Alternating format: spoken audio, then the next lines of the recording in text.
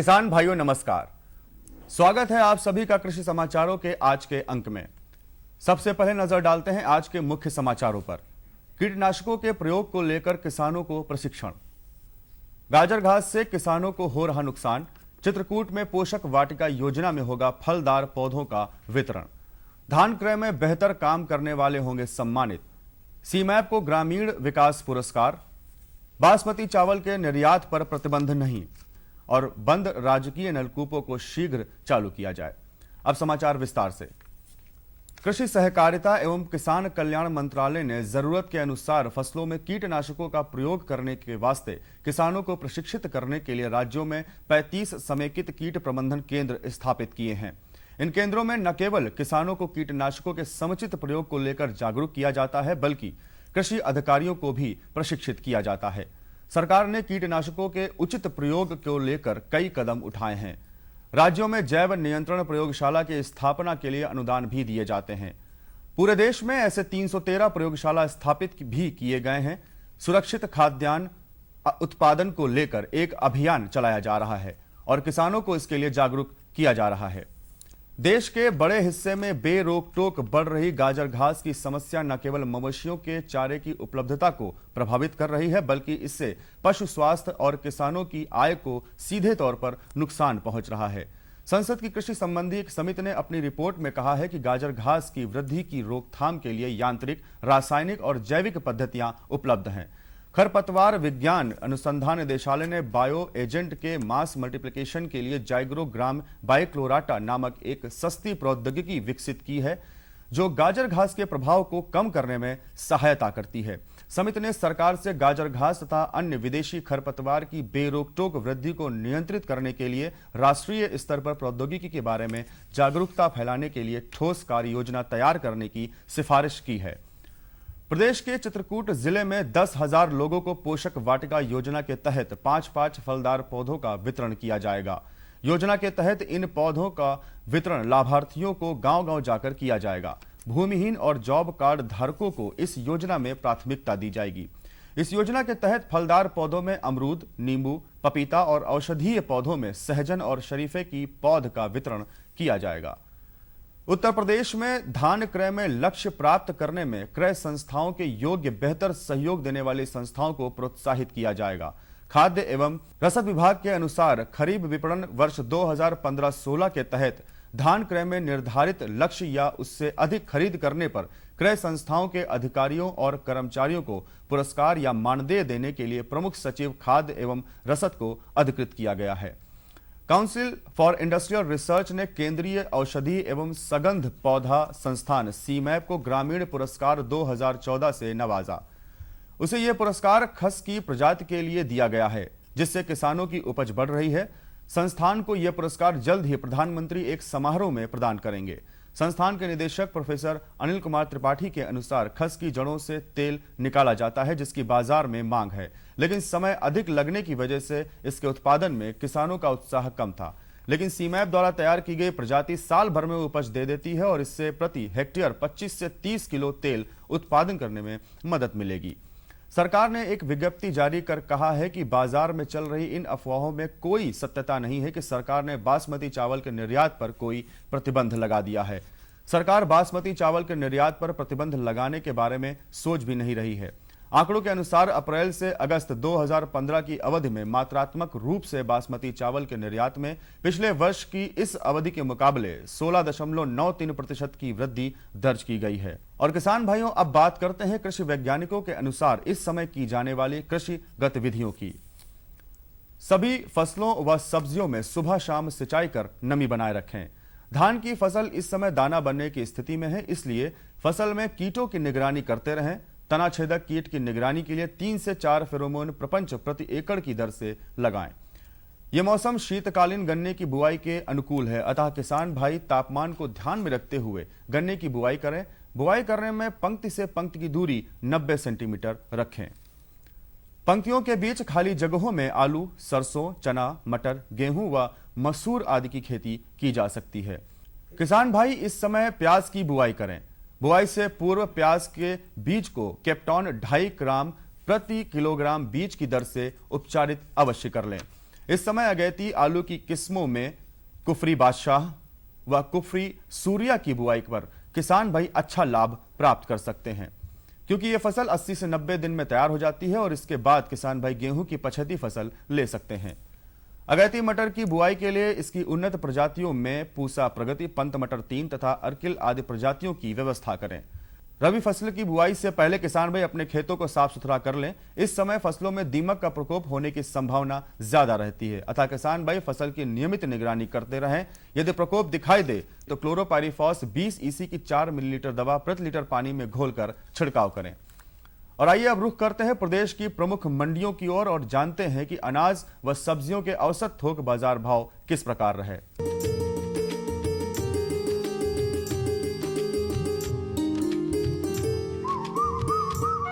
गेहूं सुल्तानपुर में 1500 रुपए प्रति क्विंटल, शाहजहांपुर में 1510 रुपए प्रति क्विंटल, सहारनपुर में 1420 रुपए प्रति क्विंटल, रायबरेली में 1475 रुपए प्रति क्विंटल और मुजफ्फरनगर में 1500 रुपए प्रति क्विंटल के भाव से रहा। चना सुल्तानपुर में 5100 रुपए प्रति क्विंटल, शाहजहांपुर में 5025 रुपए प्रति क्विंटल, सहारनपुर में 4970 रुपए प्रति क्विंटल, रायबरेली में 5000 रुपए प्रति क्विंटल, मुजफ्फरनगर में 5065 रुपए प्रति क्विंटल के भाव से रहा। उड़द सुल्तानपुर में 7050 रुपए प्रति क्विंटल, शाहजहांपुर में 7850 रुपए प्रति क्विंटल, सहारनपुर में 5000 रुपए प्रति क्विंटल और रायबरेली में 7000 रुपए प्रति क्विंटल रहा।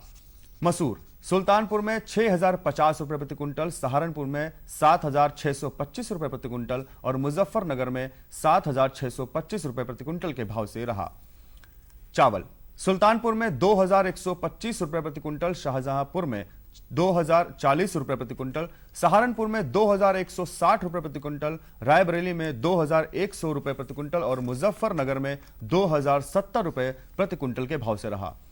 आलू सुल्तानपुर में 610 रुपए प्रति क्विंटल, शाहजहांपुर में 665 रुपए प्रति क्विंटल, सहारनपुर में 660 रुपए प्रति क्विंटल, रायबरेली में 680 रुपए प्रति क्विंटल और मुजफ्फरनगर में 675 रुपए प्रति क्विंटल के भाव से रहा।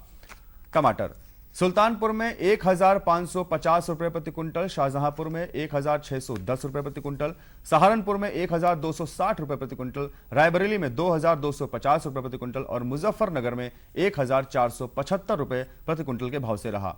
प्याज सुल्तानपुर में 4100 रुपए प्रति क्विंटल, शाहजहांपुर में 4000 रुपए प्रति क्विंटल, सहारनपुर में 3670 रुपए प्रति क्विंटल, रायबरेली में 3800 रुपए प्रति क्विंटल और मुजफ्फरनगर में 3750 रुपए प्रति क्विंटल के भाव से रहा।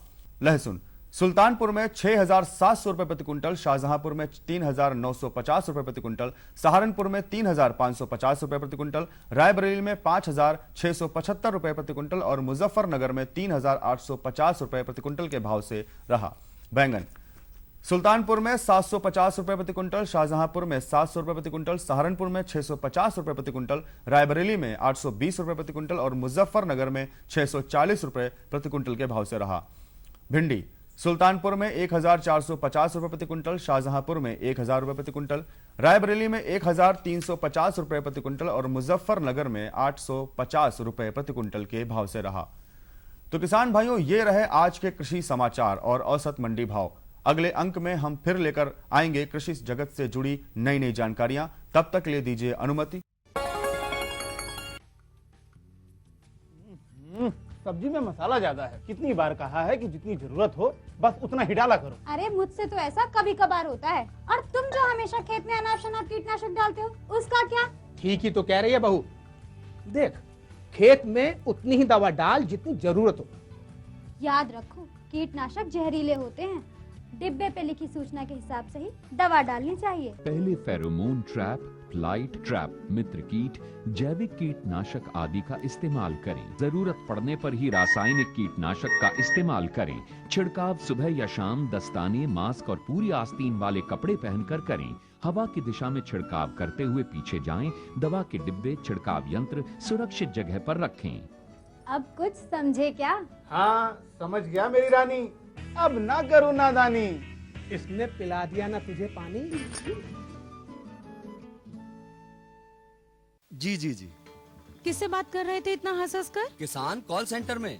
विशेषज्ञ से खेती के बारे में सलाह ले रहा था। सुबह भी रात को भी। किसान कॉल सेंटर सुबह 6 बजे से रात को 10 बजे तक खुलता है। रविवार को भी। साल के 365 दिन खुलता है। पर तुम ये सब क्यों पूछ रही हो? मैं तो कुछ और ही समझी थी। कृषि संबंधी समस्याओं का अपनी भाषा में तुरंत समाधान पाने के लिए पूरे भारत में किसी भी फोन से राष्ट्रीय हेल्पलाइन नंबर 1800-1801-551 पर संपर्क करें।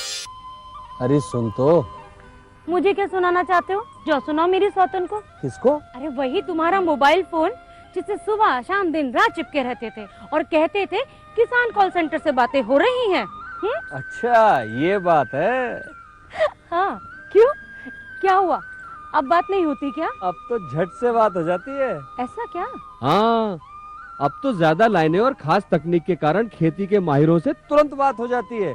और अगर कभी लाइन व्यस्त हो तो अपनी समस्या फोन पर रिकॉर्ड करा दो, वहाँ से फोन आ जाता है और समस्या की हल का मैसेज भी आ जाता है। ये देखो आ गया। अरे वाह, इसका मतलब इंतजार की घड़ी अब खत्म। हाँ। तभी मैं सोचूं कि आजकल मुझ पर इतना प्यार क्यों आ रहा है। कृषि संबंधी समस्याओं का अपनी भाषा में तुरंत हल पाने के लिए पूरे भारत में किसी भी फोन से हेल्पलाइन नंबर पर संपर्क करें। किसानों का दोस्त किसान कॉल सेंटर।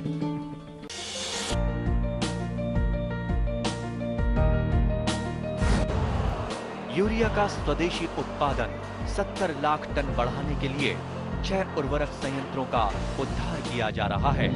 FCIL के गोरखपुर, सिंदरी, तलचर और रामागुंडम संयंत्र, HFCL की बरौनी इकाई और BVFCL की नामरू फोर्थ। सोने पर सुहागा ये है कि देश में अब बनेगा सिर्फ नीम लेपित यूरिया, क्योंकि इससे होगा किसानों का फायदा ही फायदा। अनाज का उत्पादन 10% तक बढ़ेगा। बढ़ेगी 10 से 15% नाइट्रोजन क्षमता।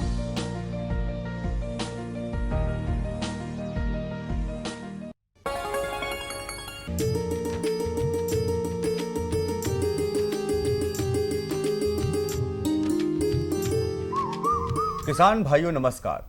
कार्यक्रम कृषि दर्शन के आज के अंक में कृषि समाचारों और मंडी भाव के बाद आप सभी किसान भाइयों का एक बार पुनः स्वागत है। किसान भाइयों, इस समय चना, मटर और मसूर की खेती की बुआई का समय चल रहा है और इस समय इसकी बुआई करने से पूर्व हम किन किन बातों का ध्यान रखें, जैसे कि खेत की तैयारी है या सिंचाई कितनी हमें करनी चाहिए, साथ साथ भूमि की जांच कितनी ज़रूरी है और कितनी उर्वरा शक्ति होनी चाहिए। इन सब छोटी छोटी बातों का अगर हम ध्यान रखते हैं तो निश्चित तौर पर एक बेहतर उत्पादन हम प्राप्त कर सकते हैं। इन्हीं सब बातों का ध्यान रखते हुए आज हम इसी विषय पर जानकारी प्राप्त करेंगे और इस विषय को विस्तार से बताने के लिए हमारे साथ मौजूद हैं कुलभास्कर आश्रम PG कॉलेज इलाहाबाद से विभागाध्यक्ष डॉक्टर रवि प्रसाद श्रीवास्तव जी। आइए उनका स्वागत करते हैं। डॉक्टर साहब का बहुत बहुत स्वागत है कार्यक्रम कृषि दर्शन में।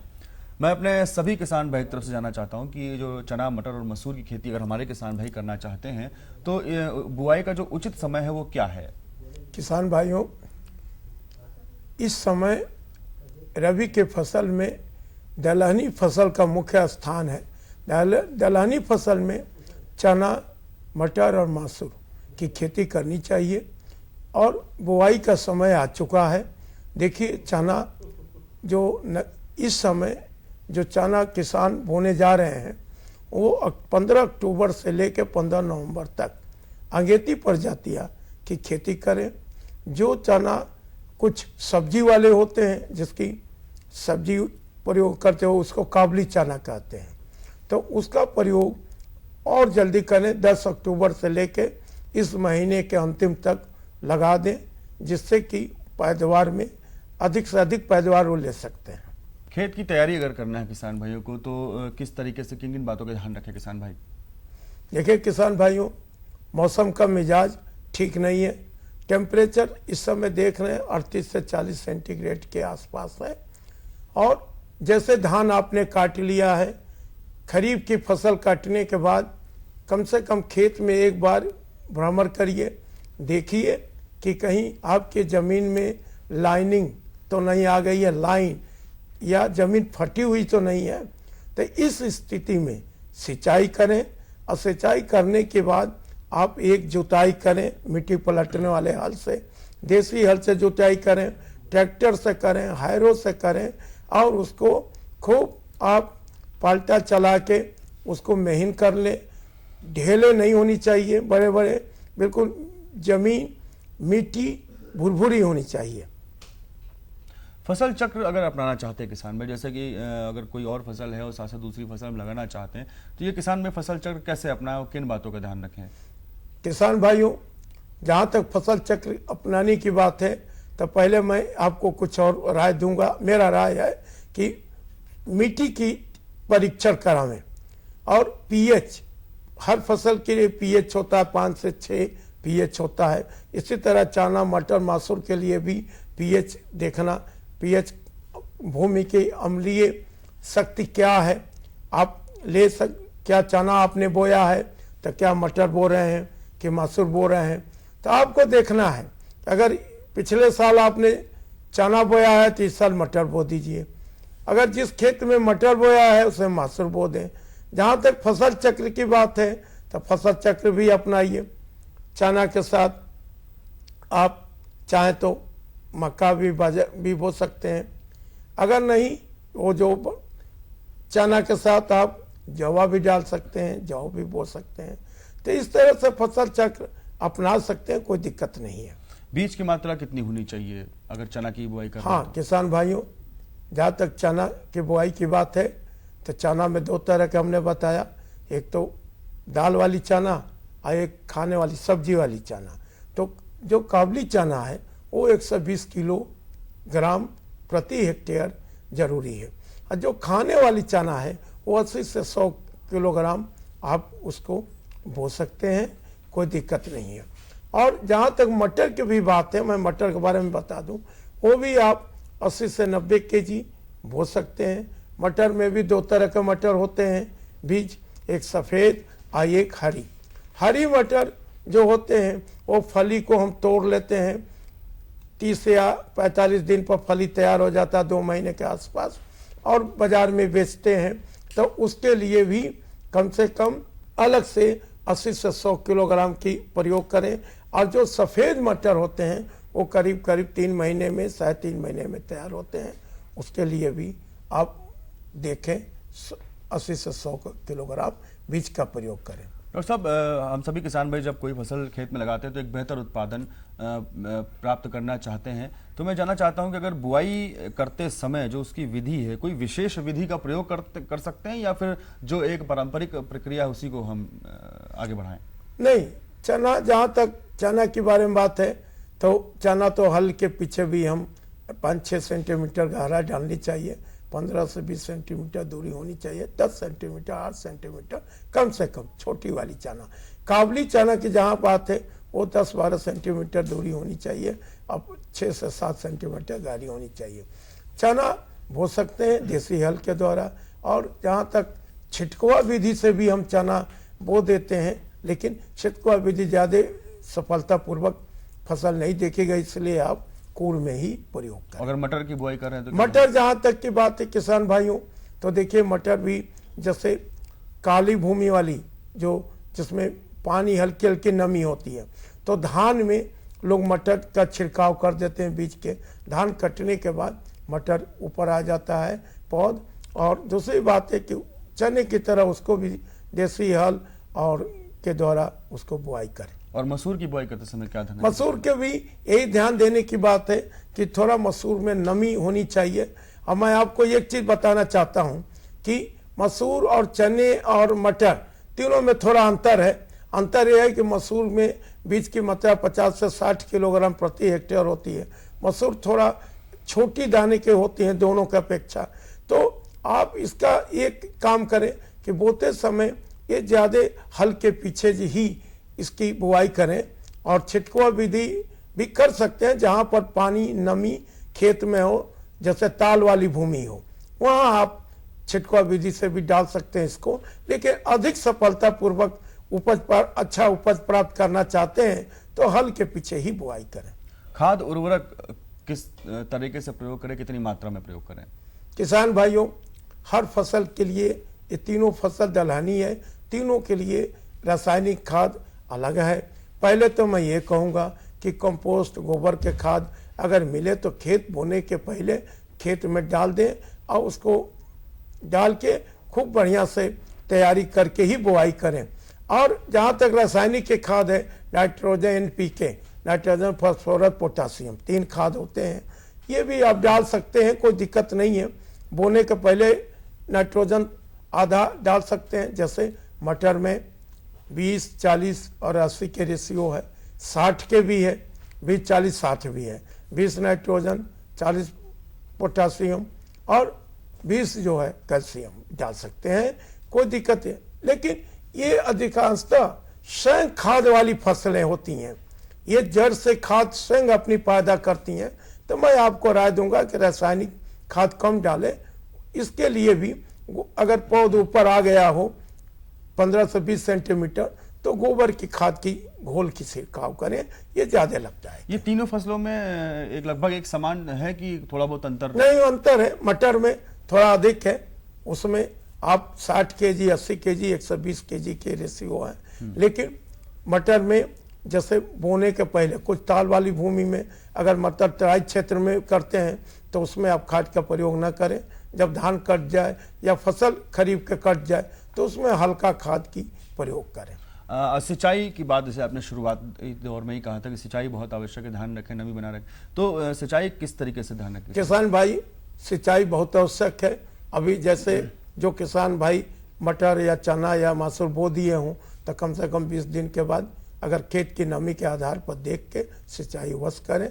इस तरह से हम ये कहेंगे कि 30 से 45 या 60 दिन के अंतर पर सिंचाई 2 या 3 सिंचाई अति आवश्यक है। लगभग तीनों फसलों में, चना, मटर, मसूर में जी, लगभग 2 से 3 सिंचाई 2 से 3 सिंचाई आवश्यक है।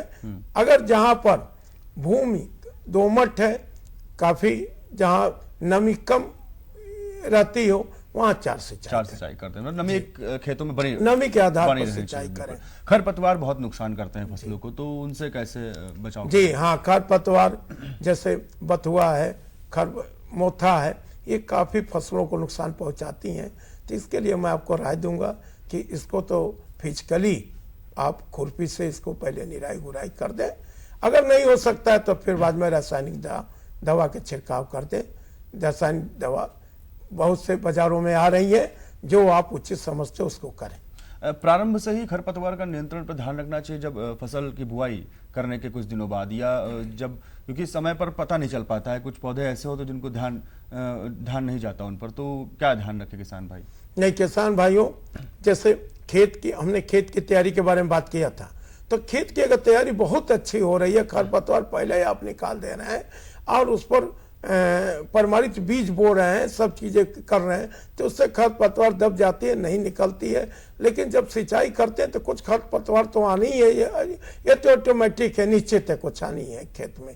तो उस समय आप खरपतवार की निराई हम ये कहेंगे कि हाथ से करें और रासायनिक दवा के छिड़काव कम करें, कहें कि ये सब्जी वाली फसल होती है, दलहनी फसल है, नाजुक फसल है, जिसमें रासायनिक दवा न दें। डॉक्टर साहब, जैसे कि आपने बताया कि जो है चना, मटर और मसूर की खेती करने से पूर्व किसान भाई किन किन बातों का ध्यान रखें, अगर छोटी छोटी बातें किसान में ध्यान रखते हैं तो निश्चित तौर पर उत्पादन बढ़िया प्राप्त कर सकते हैं। इन सभी जानकारियों के लिए आपका बहुत बहुत धन्यवाद। धन्यवाद किसान भाइयों। किसान भाइयों, निश्चित है कि अगर हम शुरुआती दौर से ही सिंचाई की व्यवस्था पर जो है ध्यान रखें और जो छोटी छोटी बातें हैं, जैसे कि जो है भूमि की जांच हमने करा ली है और कितनी उर्वरकों की आवश्यकता है, ये छोटी छोटी बातें अगर ध्यान रखते हैं तो निश्चित तौर पर हम बेहतर उत्पादन अपने खेतों में प्राप्त कर सकते हैं। इसी तरह की विभिन्न जानकारियां लेकर समय समय पर हम आते रहेंगे। तब तक के लिए नमस्कार।